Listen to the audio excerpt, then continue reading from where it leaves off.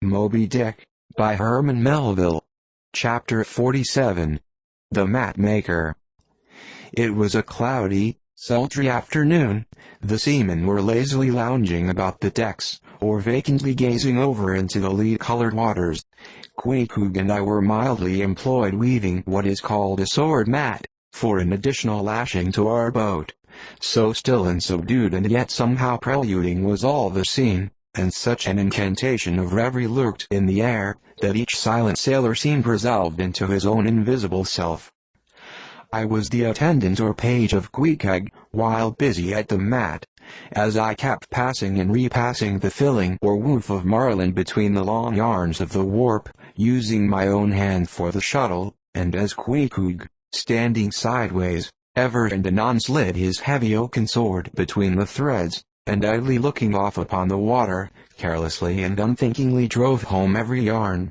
I say so strange a dreaminess did there then reign all over the ship and all over the sea, only broken by the intermitting dull sound of the sword, that it seemed as if this were the loom of time, and I myself were a shuttle mechanically weaving and weaving away at the fates.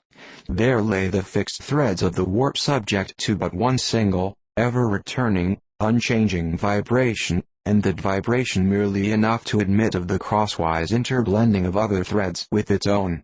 This warp seemed necessity, and here, thought I, with my own hand I ply my own shuttle and weave my own destiny into these unalterable threads. Meantime, Queequeg's impulsive, indifferent sword, sometimes hitting the woof slantingly, or crookedly, or strongly, or weakly, as the case might be, and by this difference in the concluding blow producing a corresponding contrast in the final aspect of the completed fabric. This savage's sword, thought I, which thus finely shapes and fashions both warp and woof, this easy, indifferent sword must be chance, free will, and necessity, now as incompatible, all interweavingly working together. The straight warp of necessity, not to be swerved from its ultimate course, its every alternating vibration, indeed, only tending to that, free will still free to ply her shuttle between given threads, and chance, though restrained in its play within the right lines of necessity, and sideways in its motions directed by free will, though thus prescribed to by both, chance by turns rules either, and has the last featuring blow at events. Thus we were weaving and weaving away when I started at a sound so strange, long-drawn, and musically wild and unearthly, that the ball of free will dropped from my hand, and I stood gazing up at the clouds whence that voice dropped like a wing. High aloft in the cross trees was that mad gate-header, Tashko. His body was reaching eagerly forward, his hand stretched out like a wand, and at brief sudden intervals he continued his cries.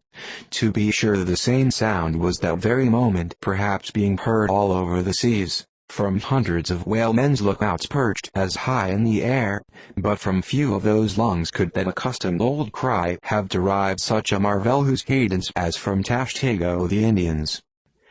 As he stood hovering over you half suspended in air, so wildly and eagerly peering towards the horizon, you would have thought him some prophet or seer beholding the shadows of fate, and by those wild cries announcing their coming. There she blows. There. There. There. She blows. She blows. Where away? On the lee beam, about 2 miles off. A school of them. Instantly all was commotion. The sperm whale blows as a clock ticks, with the same undeviating and reliable uniformity, and thereby whalemen distinguish this fish from other tribes of his genus.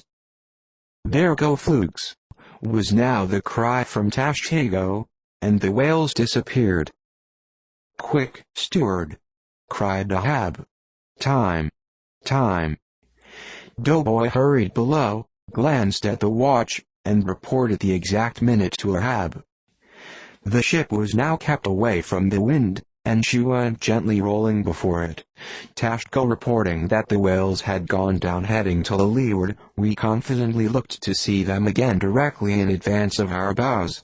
For that singular craft at times evinced by the sperm whale when, sounding with his head in one direction, he nevertheless, while concealed beneath the surface, mills round, and swiftly swims off in the opposite quarter. This deceitfulness of his could not now be in action, for there was no reason to suppose that the fish seen by Tashtego had been in any way alarmed, or indeed knew at all of our vicinity. One of the men selected for shipkeepers, that is, those not appointed to the boats, by this time relieved the Indian at the mainmast head. The sailors at the fore and mizzen had come down, the line tubs were fixed in their places, the cranes were thrust out, the mainyard was backed, and the three boats swung over the sea like three samphire baskets over high cliffs. Outside of the bulwarks their eager crews with one hand clung to the rail, while one foot was expectantly poised on the gunwale. So looked the long line of man-of-war's men about to throw themselves on board an enemy's ship. But at this critical instant a sudden exclamation was heard that took every eye from the whale. With the start all glared at dark Ahab, who was surrounded by 5 dusky phantoms that seemed fresh formed out of air.